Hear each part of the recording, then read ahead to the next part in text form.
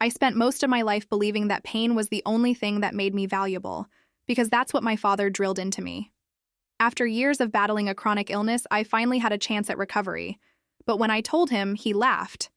"You're useless without suffering," he said, like my agony was his entertainment. That moment shattered something in me. Instead of getting better, I made a different choice. I canceled my treatment, not to give up, but to expose everything, to show the world and him what years of hidden torment had done to me. What followed was a reckoning neither of us expected. When the roles reversed and he needed help, I was the one holding the power. And I had a decision to make: mercy or justice. I was sitting in the clinic's waiting room, fingers clenched around the armrest, watching the seconds tick by on the wall clock. It had taken months, no, years to get to this point. Dozens of appointments, tests, setbacks. But that day, my doctor had said the words I never thought I'd hear. "The treatment is working. We're close." I felt light for the first time in a long time. I called my dad as soon as I left. I don't know why. Maybe some small part of me still wanted his approval, his pride. Or maybe I just needed someone to share the relief with. When he picked up, I was smiling. "Dad, they said I might actually get better." There was a pause. A short one, but heavy. Then came the sound I'll never forget. Laughter. Not the warm kind. Not relief or joy. But something sharp, amused, almost mocking. "You?" he said. "What are you going to do if you get better? You're useless without suffering." At first I thought I'd misheard. My ears rang. My breath caught in my throat. "What?" He chuckled again. "I'm just saying. Your whole identity is pain, drama. That's how you get people to care. You take that away, what's left? A shell." He said it like a joke, but his voice was dry, flat. He meant it. I didn't answer. I just hung up and stared at the street. The cars, the strangers passing by, and then it hit me. He never saw me as a person, only as a performance. My pain gave him purpose. My illness made him relevant. And if I healed, I'd stop being his project. His martyr. His control. I didn't cry. I just went home and sat in the dark. I thought about all the nights he watched me struggle to breathe and barely flinched. The way he'd brag to people about how strong I was while refusing to help me up the stairs. How every time I showed a flicker of hope, he'd extinguish it with doubt or disdain. He didn't want me to get better. He needed me broken. That night, I opened the clinic's app and canceled the upcoming treatment. Every session, every pill, every support group, I shut it all down. Not out of spite, not to punish myself. But because I realized something. I was never fighting just the illness. I was fighting the idea that I owed my suffering to someone else. I decided to let it all unfold, to let the consequences rise. Weeks went by. My health started declining again, faster than I expected. I told no one, especially not him, but I started recording everything, every symptom, every ignored call, every message he sent asking why I wasn't doing better, because something was coming. I could feel it. Then, one afternoon, I got a call from the hospital, not for me, but for him. My father had collapsed. Severe heart complications. They were moving him to critical care and needed a family member to approve treatment. I stood there, listening to the nurse explain the urgency, my phone trembling in my hand. He needed me now, and I had a choice to make. When I got to the hospital, I didn't rush.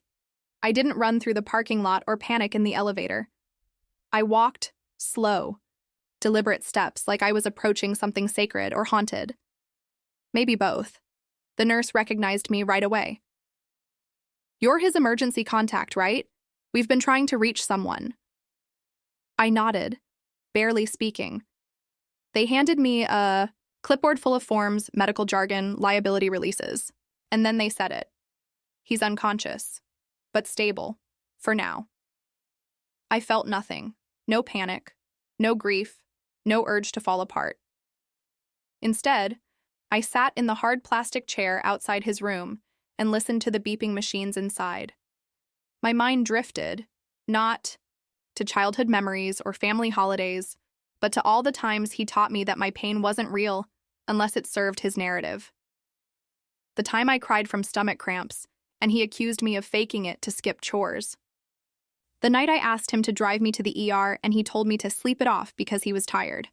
And the worst one, the time I begged him to help me pay for a life-saving medication and he looked me in the eye and said, "Why should I waste money on something that's not guaranteed?"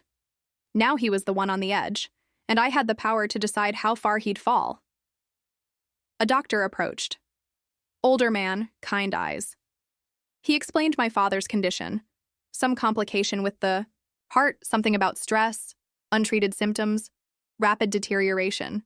They needed consent to start an aggressive treatment plan. "Is there a DNR?" I asked calmly. He looked surprised. "No, not that we can find." "Then you need my consent." "Yes, and time is very limited." I stood up and looked through the small window of the ICU door. There he was, wires, tubes, oxygen mask, vulnerable for the first time in my life, not yelling, not belittling, just still. I thought about the last conversation we had, the way he laughed. "You're useless without suffering." He wasn't just talking about me.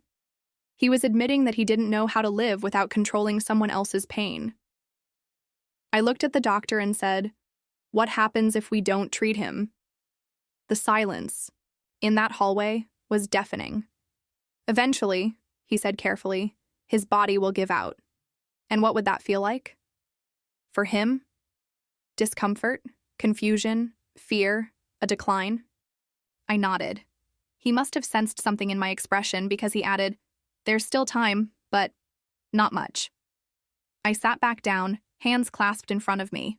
I didn't answer right away. I just watched the hallway. Nurses moving in and out. Families crying. The occasional laugh from someone trying to stay human in the midst of tragedy. And then I heard it. A soft, groggy voice through the intercom. "Is someone out there?" It was him. Weak, raspy, barely audible. But it was him. I didn't get up. Instead, I leaned back, took a breath, and whispered to myself, "Now he knows what it's like." He asked again, louder this time, "Is someone there? Please, I can't breathe." I watched as a nurse hurried into the room, adjusting his mask, soothing him. He was terrified, and for the first time, he wasn't calling the shots. I stood up, walked to the window again, and looked straight at him through the glass. He saw me. His eyes widened. He mouthed something. It wasn't an apology, it was "help me." And I smiled. Not because I was happy, but because the silence had finally reached him. I stood outside the glass as he stared at me, desperate and disoriented. There was no arrogance in his eyes now, no cruelty, just raw fear. The kind of fear I had carried inside my body for years, hidden beneath polite nods and forced gratitude. A nurse came out to speak with me again, this time more urgent. "Sir, he keeps asking for you. He's in and out of consciousness, but he knows you're here." Nodded. "He knows I'm here now. That's enough." She looked confused, maybe even disturbed, but she didn't push. She returned to his bedside, and I watched as he reached out toward her, thinking it was me. How many nights had I reached out in pain, only to be met with indifference? How many times had I collapsed from exhaustion while he told me I was being dramatic, too sensitive, too weak? Now here he was, tangled in tubes and silence, waiting for someone to decide if he deserved to live. I sat back down, this time pulling out my phone. I opened the folder I had labeled proof, videos, voice memos, screenshots. I had collected it all. Every time he laughed at my struggles, every time he told me suffering made me more interesting. The recording from 2 years ago where he told my therapist I was addicted to victimhood. I selected one of the recordings, just his, voice, cold and clear. "I don't believe in coddling sick people. Let them hit rock bottom. That's how they learn." I pressed play and let the words fill my ears. My hands didn't shake. Not this time. The nurse came out again. "He's slipping. We need consent for the next stage. Please. He might not last through the night without intervention. I looked at her, then at the pen in her hand. He was right about one thing. I was shaped by suffering, but not in the way he wanted. My pain hadn't made me smaller. It made me careful, calculated, resilient. This wasn't revenge. It was clarity. Still, I took the pen, signed the forms, approved the treatment, because here's the truth. I didn't want him to die. Not yet. Not like this. Death would have been too clean, too fast, too simple. He needed to wake up and see the damage he had caused. To know he owed his life to the same person he once told was worthless without pain. He needed to understand that survival was no longer his domain alone. Hours passed. I waited. When he finally woke up, he was groggy, confused. His voice barely a whisper, but his eyes locked onto mine with panic. "You came," he croaked. I didn't answer. I thought I was gone. Still nothing from me. He tried to sit up, grimaced in pain. They said, "You approved everything. You saved me." I leaned forward, slowly, so close that he could hear every word without a single raised voice. "I didn't save you," I said. "I kept you here." He blinked, unsure of what that meant. I continued. "Now you're going to lie there. You're going to recover, slowly, painfully, the same way I did. Only difference is, when you open your eyes, you'll see me. Not as your broken child, not as your burden, but as the only person who had mercy when you deserved none." His lip trembled. "Please." I was scared. "You still are," I said. "And you should be." I stood up. "You made me believe I needed pain to be seen. So now you'll learn what it means to live without control. Without pride, just existence. Quiet, dependent, powerless." He reached out for my hand. I didn't take it. Instead, I turned, to leave. But just as I reached the door, he said something that made me freeze. I didn't mean it. About the suffering. I turned back, one eyebrow raised. "Yes, you did," I said. "But don't worry. You're about to understand exactly what it feels like." And then I walked out, leaving him to the sound of his own shallow breath.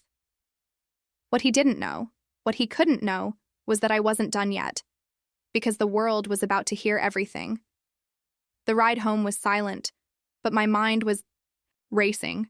I didn't play music. I didn't take phone calls. I just drove, hands steady on the wheel, as my father's broken voice echoed in my memory.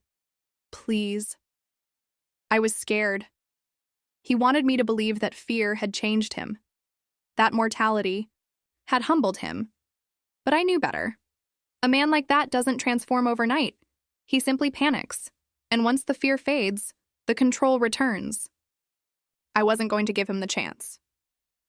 By the time I reached my apartment, it was already dark. I opened my laptop, sat at the kitchen table, and pulled up the folder I had been building for months.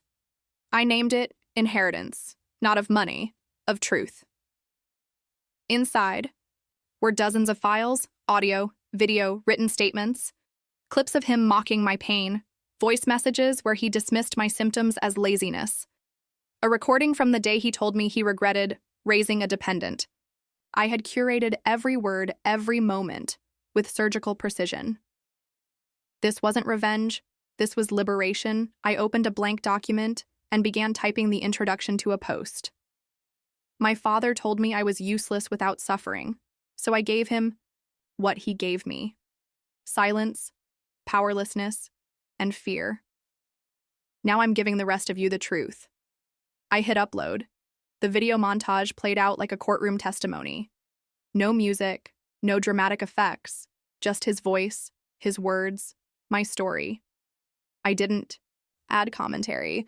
I didn't need to. The internet took care of the rest. Within hours, comments flooded in. People who saw their own fathers in mine. Survivors of emotional abuse. caregivers who had been manipulated into silence, strangers who were outraged on my behalf. They weren't just watching, they were feeling. Some asked why I didn't report him earlier. Others asked how he could be so cruel. But most simply said, "I believe you." And that broke me more than anything, because for so long, I had believed that no one would. The next morning, I woke up to dozens of missed calls. Some from journalists, others from family members I hadn't spoken to in years. My inbox was full. Messages from advocacy groups, support networks, even legal teams offering help if I needed it. Then came the hospital call, a nurse again. "Same one. Your father's stable, but he saw the video." I stayed silent. "He's asking to see you. Says it's urgent." "Did he say what it's about?" She hesitated. "He says you've ruined his life. That you betrayed him." I almost laughed. "Good," I said. Now he knows what it feels like. I didn't go to the hospital that day. I let him sit in it, in the consequence, in the reflection. I knew the calls would keep coming, that eventually someone would try to guilt me into taking it all down. But it was too late. The story had gone viral. People weren't just watching, they were choosing sides. And for once, they were on mine. I checked my messages again. One, in particular, caught my eye. It was a private DM, no name, just an old username I hadn't seen in years. It said, "You're not the only one he hurt." My heart stopped. I clicked the profile. No photo, no recent posts. But the next message came almost immediately. "If you want the full story, meet me. I know things you don't." At first, I thought it was a troll. Someone trying to insert themselves into the narrative. But then they sent a file, an old photo of my father. Younger, smiling, arm around a woman I didn't recognize, and a child. Me only. I don't remember ever being there. And the caption underneath read, "Ask him about Evelyn." I stared at the screen, my breath caught in my throat, because I had never heard that name before in my life. The name haunted. Me, Evelyn. I said it out loud once, then again, as if it would trigger some hidden memory, unlock some part of my past that had been sealed shut. But nothing came. No face. No voice. Just the photograph, my father younger, smiling in a way I had never seen, arm draped around a woman with a child tucked close between them. That child looked like me. But it wasn't a memory. It was a stranger's life. I responded to the message. "Who are you?" They replied instantly. "Not who. What? I'm what your father buried." I met them the next day. We agreed on a neutral place, a cafe near the edge of town. They were already there when I arrived. Hoodie pulled low, sunglasses, indoors. But when they removed them, I froze. She looked like me. Same eyes, same jawline. She introduced herself in a whisper. "I'm your sister." My mouth went dry. "No," I said automatically. "That's not possible. He never talked about me." I know. He pretended I didn't exist, just like he pretended Evelyn was never part of his life. I sat down, stunned. She opened her bag and pulled out a stack of papers. Old letters, birth certificates, photos. One after another, she laid out the truth. My father had another family. Before me, a woman named Evelyn. A daughter, her. A life he abandoned when Evelyn got sick. Cancer. Terminal. He left her because, as she put it, he couldn't stand watching someone suffer without benefiting from it. When Evelyn's condition worsened, he walked away. Left them with nothing. No support, no warning, no goodbye. He started over. Met my mother. Had me. And when I got sick, he stayed. But not to help. To control. To relive the power he lost the first time. Only this time with a child too young to understand he was feeding off her pain. My half-sister looked me in the eyes. "You weren't his only victim. You were just the one he kept." I didn't cry. I didn't even speak. My entire life I had thought I was alone in this nightmare. But the truth was worse. I had been the second chance he used to perfect his cruelty. I asked the only question I could muster. "Why are you telling me this now?" She took a breath. "Because people are finally listening to you, and I want them to know what kind of man he really is." We spent hours talking, comparing timelines, filling in gaps. It was like assembling a puzzle of someone who had tried desperately to keep his picture from ever being completed. When I got home that night, I opened the video platform again. The original post had millions of views now, thousands of comments, people begging for an update. So I gave them one. I posted a second video. In it, I told them about Evelyn, about the daughter he left, about the family he erased. I played clips of my sister reading her mother's letters aloud. Soft, heartbreaking words from a woman who still tried to believe people could be good, even as she died alone. And I ended the video with a single sentence. "He didn't break me. He multiplied me." That post exploded. And this time the reaction was different. Not just sympathy. Rage. People began digging, finding old records. Others came forward, colleagues, ex-friends, even a former therapist of his who had stayed silent for too long. The picture became clearer. My father wasn't just cruel. He was deliberate, strategic, and now he was exposed. The hospital discharged him a week later. He went home to find protesters on his lawn, reporters at his door. No one was threatening him. Just standing there, holding signs. One read, "Pain doesn't make you powerful." Another, "We believe them." I didn't see him again. Not in person. He tried to reach out. Voicemails, letters, even a handwritten apology he begged someone to deliver to me. I never opened it, because I didn't need his apology. I needed my peace, and I had it now. But I left. The comments on. I read them every day. I replied to the ones that felt like echoes of my own thoughts. And when someone asks, "How did you survive that?" I answer the same way every time. I didn't survive. I rebuilt. Now I ask you, what would you have done? Would you have forgiven him? Would you have saved him? Or would you have let the silence teach him what pain never could? Tell me, I'm listening. It's been 2 years. No headlines, no new videos, no updates. The world moved on, as it always does. But I didn't disappear. I just stepped back. I gave myself something I'd never had before. Silence that wasn't punishment. I live in a small town now. Nothing remarkable. A slow, steady place. No one here knows me as the person from that story. To them, I'm just the quiet one who works at the bookstore and drinks too much coffee. And I like it that way. My health, it's not perfect. Some days are harder than others, but I've stopped treating healing as a performance. I take care of myself in private. Not because I'm hiding, but because I'm finally allowed to just exist. My sister visits sometimes. We're not close, not in the way people expect. We don't talk every day or share childhood memories. We didn't have those, but there's something sacred in the quiet agreement between us. We survived him, and that's enough. As for him, I heard he moved, changed his name. Someone told me he tried to write a book, a memoir. He wanted to tell his side. I never read it. I don't need to. I already know his side. I lived inside it for years. Sometimes people still find the videos. They reach out. They share their own stories. Some are angry, some are grateful. Others just say, "I thought I was the only one." That's why I keep the channel up. Not for attention, for them. Because the worst part of pain isn't the pain itself. It's thinking no one sees it. That no one will ever believe you, but someone will. Someone always will.